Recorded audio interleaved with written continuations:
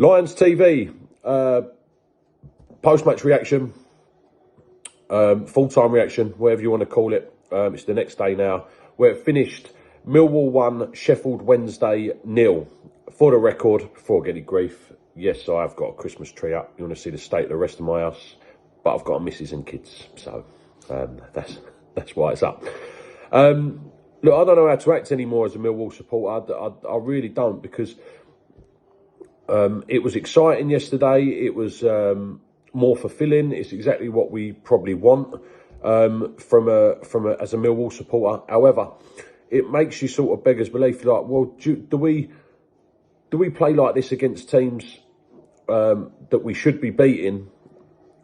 However, we're now not putting the chances away, and it's sort of left me angry with the fact that we've probably squandered about 8 really good chances to score. And the reality is that should I be angry or should I be upset? Because as it stands right now, Millwall Football Club before Christmas are standing at 4th in the table. It's always been about performances, I suppose, for the majority of us. Not really. We're not Arsenal supporters, you know. We're not looking at the table thinking we're going to win the league, you know. And we're not that type of supporter. We go there for a good performance, and to enjoy the atmosphere, you know, and all that sort of stuff. So, am I upset with how we're doing, or am I not, because we're 4th in the table? It's really, really peculiar. You got to take it. I'm going to be honest. That game should have finished 8-7 to us. You know, there's plenty of opportunities for both teams. I think, again, when we're talking about the likes of the powder puffs and stuff like that, you're looking at Amaku, although looked a lot more dangerous last night. Still didn't think that he created too much. He put in a couple of dives, but his work rate was good. I was happy with that, and he definitely had them under threat, gave them something to worry about, which I thought was really good.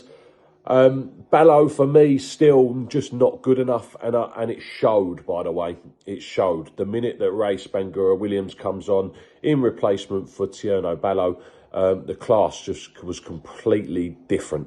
Completely different. But before I go on to the further people, I want to give Max Crocombe a bit of credit here, because first and foremost, Barry Bannon's nearly scored from the halfway line, and I hate Barry Bannon, but you got to give him a bit of credit for the quality of that shot.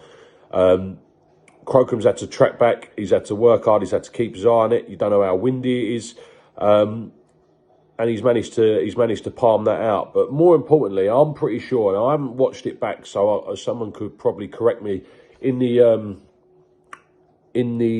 comments. But when Sheffield Wednesday hit the crossbar, I'm pretty sure that he got a hand on that. And if he did, that was a superb save. There was another one where the ball got the deflection from Cooper, and he's managed to change his body angle and get down to his left to make a save there as well. So Max Crocombe's absolutely kept us in the game now, with some really, really important saves for me. Another one, Tristan Kramer. If Caleb Taylor can play like that alongside Cooper, I would keep Tristan Kramer there. He seems to really enjoy it. He's exciting. He wants to attack. He wants to deliver balls into the box. And for me, he's more solid than Danny Mac. As much as Danny Mac is, you know, you like that grittiness about him. For me, Danny Mac's not a right wing back. If you're going to play him, you play him as a right back, and that's it. So Tristan Kramer, the option of having him a centre back and a right wing back is absolutely superb and really interesting. And we seem to get a lot more done and be a lot more successful when we have him there. So, but let's be honest, listen, I've said for weeks and weeks and weeks, this is not the Femi Aziz show, and I could be completely wrong.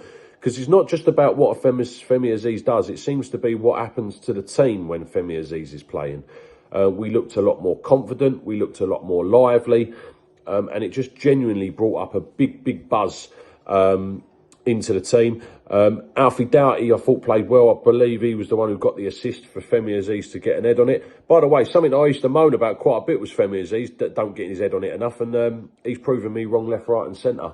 By the way, think he's a great player and a massive, the biggest asset to our team.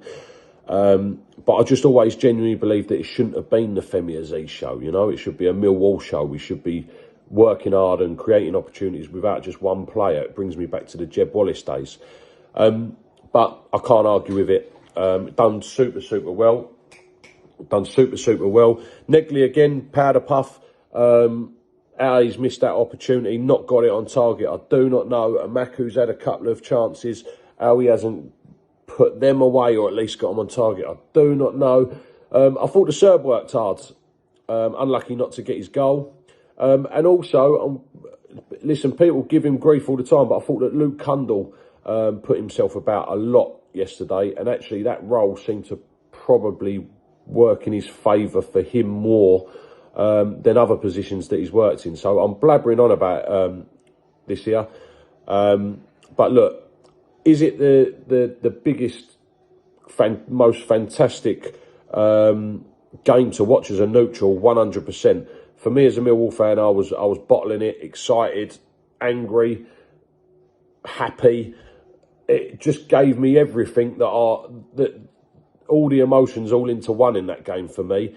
But the most important thing, as Kieran said, is that you've come away with the 3 points, and sometimes that is just it. That's the importance of it. Do I think we've played well in the last 5-6 games? Absolutely not. But we're fourth in the table. We've got a big game against Southampton on Saturday.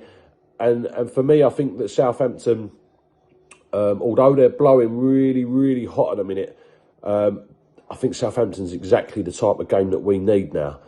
And I'm expecting something from it. So, you know, last 5 games, we haven't dropped any points at home. And I'm hoping that that stays the same for this Saturday as well. So, sorry, pardon me. Let's keep pushing forward, Wall. 5 losses in 17 games, somehow sit fourth in the table. I'll take it. And let's just hope that these strong surges that we seem to get every season for the back end of the season is going to keep happening, and somehow Millwall can make it to the playoffs this season. Onwards and upwards. Come on, you Lions.